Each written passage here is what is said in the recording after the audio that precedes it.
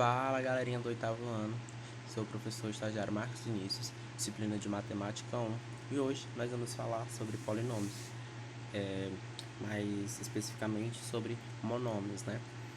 Então, para dar início à nossa aula de hoje, a gente vai pegar uma situação, um problema, não uma questão para a gente dar início a esse nosso conteúdo. O refrigerante, ele custa X reais, a gente não sabe quanto custa esse refrigerante, mas a gente sabe que Márcio comprou 3 refrigerantes, Aline comprou 2, Poliana comprou 4 refrigerantes e Arthur comprou 1. Quanto que essas pessoas gastaram? Bem, a gente não sabe quanto custa esse refrigerante, mas a gente sabe quanto elas gastaram. Então, especificamente aqui, a gente pode saber a quantidade de refrigerantes, mas a gente não sabe o preço dele. Então, vamos separar aqui os dados que ele nos dá nessa questão, né? Ele fala que o Márcio comprou 3 refris, né? 3 refrigerantes, ou seja, 3x. Ele fala que o refrigerante custa X reais, né? A Aline comprou 2 refris, ou seja, 2x. Poliana comprou 4 refris, 4x. Arthur comprou 1 refri, 1x ou simplesmente o x. A gente não precisa representar um 1 ali. Somente o x quer dizer que ali tem um 1 como coeficiente. E o que a gente tem aí de total, né? De total, se a gente somar 3x mais 2x mais 4x mais x, a gente tem 10x. Ou seja, se a gente pega qualquer um desses numerozinhos que ele fala aqui, esse valor, né, que cada um gastou, 3x, 2x, 4x, ou simplesmente o x, ou o valor final, a gente tem o que? Qualquer um é um monômio, qualquer um é um polinômio, né? E essa soma, né, que ele realizou ali é o que? É uma soma de monômios, né? Uma soma de polinômios que cai em uma das nossas propriedades dentro dos polinômios, né? Que a gente vai ver um pouco mais à frente. Então essa foi uma situação para a gente dar início ao nosso conteúdo. Mas, quando foi que começou a tratar sobre polinômios? Onde foi que deu início a essa questão dos monômios, né? Para quem não sabe, François Vieté, ele é um grande matemático, né, um francês. Ele era advogado e ele se dedicava seu tempo livre a uma grande paixão. A sua grande paixão era a matemática. Ele foi o grande responsável pelo uso moderno das letras em relações matemáticas. Esse fato ele possibilitou a criação do cálculo algébrico, né, contribuindo assim para o desenvolvimento da matemática. E, consequentemente, com isso, o desenvolvimento da matemática e o científico, pois problemas de alto grau de complexidade passaram a ser reduzidos a simples expressões matemáticas, utilizando o que? Os polinômios, né? Seguindo à frente, a gente tem as definições de monômios. Os monômios ele é um termo algébrico composto pela multiplicação entre um numeral e uma ou mais variáveis. Isso a gente vai ver mais à frente, que são que as partes de um polinômio, as partes de um monômio. Um exemplo de monômio e de não monômios. O exemplo de monômios, a gente tem o 5, a gente tem o x, a gente tem a raiz quadrada de 10, a gente tem wz, a gente tem x, y, z. Esses são exemplos de monômios. E os exemplos de não monômios? A gente tem 5 menos c, x mais y, raiz de 10 menos raiz de 4, x mais z, x menos y mais z. Esses são alguns exemplos de monômios e não monômios. Como a gente vai poder diferenciar, né, esses monômios dos não monômios? Uma expressão algébrica formada pela adição de monômios é chamada de polinômio. Por exemplo, 4x mais 2xy menos 3 e w ao quadrado. É o que é um polinômio, né? Então, a gente vê aqui algumas aplicações dos monômios, né? A gente pode ter dentro da física, dentro da estatística, dentro da informática e também dentro da economia. Essa aplicação dos monômios, elas vão desde a confecção de objetos ao auxílio em representações de cálculos bem mais complexos. A gente pode ter também a utilização da adição e da subtração não explicitamente, mas pode também ter lá em modelos de previsões meteorológicas, mas também dentro de variações de preços de um produto ao longo do tempo. Ou seja, a gente pode ter a aplicação de polinômios ou de monômios em diversas áreas do nosso cotidiano.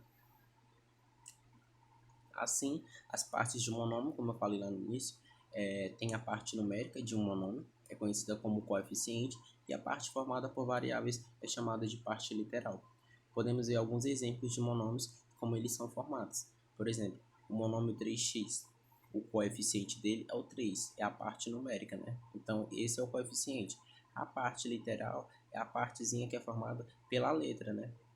Como o próprio nome diz, literal, é o x. No próximo monômio, 10ab ao quadrado, o 10, que é a parte numérica, é o coeficiente, e a parte literal é ab ao quadrado. Menos 7xyz, o menos 7 é o coeficiente, e a parte literal xyz. É bem simples a gente fazer essa separação, né, dentro das partes de um monômio. Prosseguindo, a gente tem monômios semelhantes. E quando é que esses monômios eles são semelhantes, né? Quando dois ou mais monômios possuem a mesma parte literal. Eles são chamados de monômios semelhantes. Ou seja, como assim literal? Como a gente viu agora, acabou de ver. Quando eles têm aquela mesma parte de letras, né? Por exemplo, aqui, 6y e menos 9y. Eles são monômios semelhantes, né? Porque a parte literal é igual, ou seja, o y. Eles têm 6 e 9, o coeficiente é diferente, mas a parte literal é igual.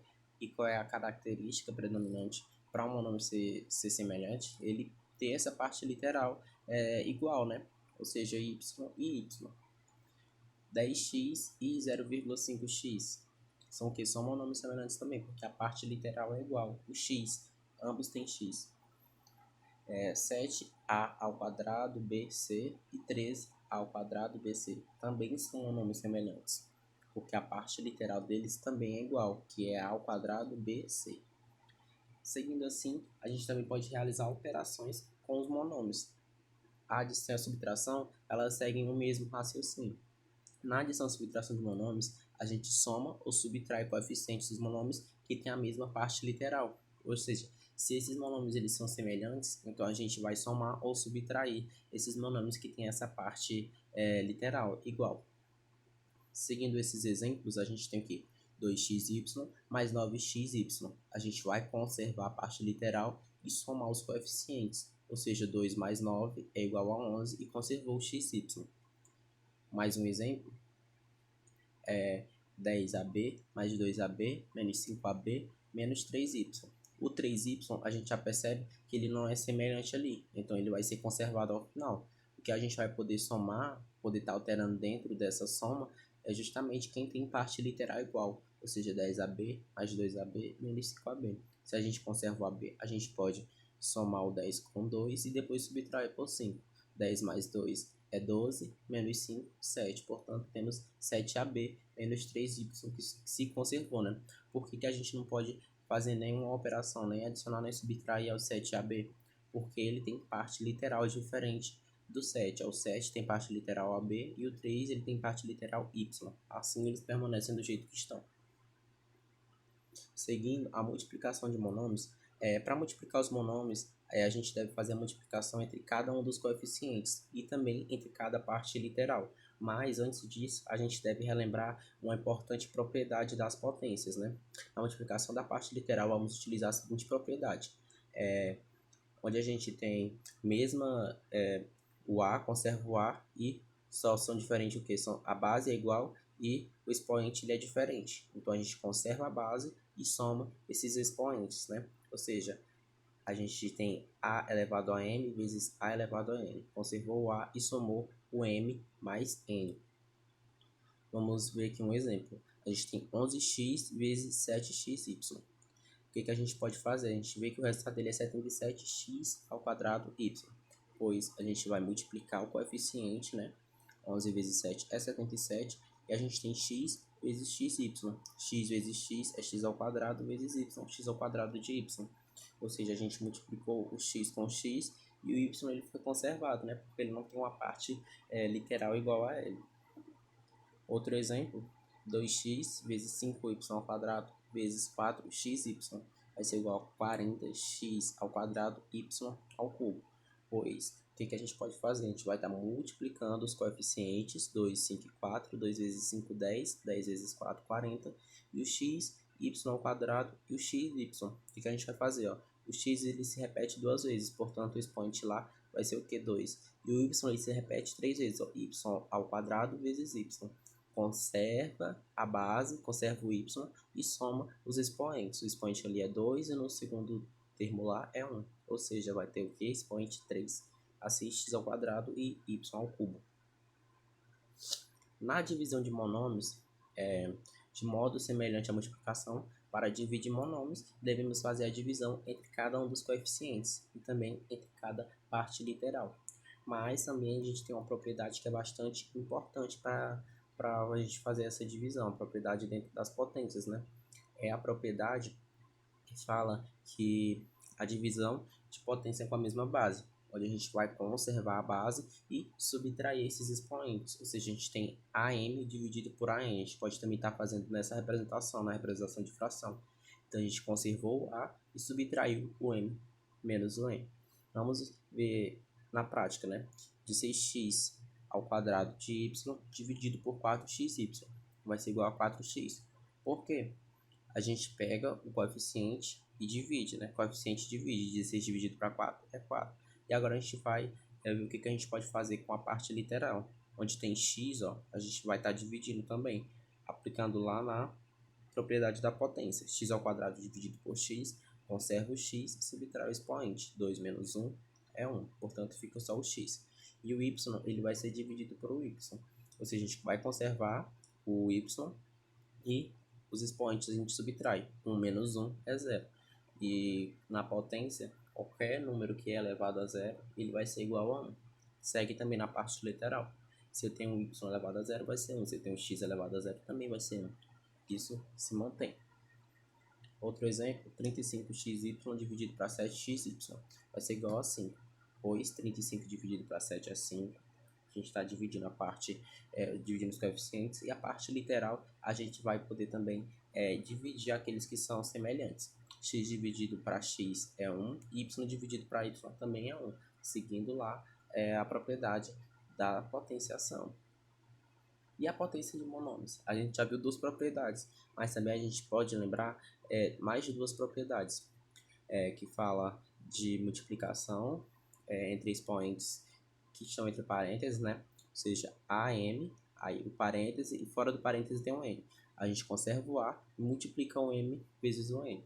É um pouco diferente da adição, né? Mas é parecido.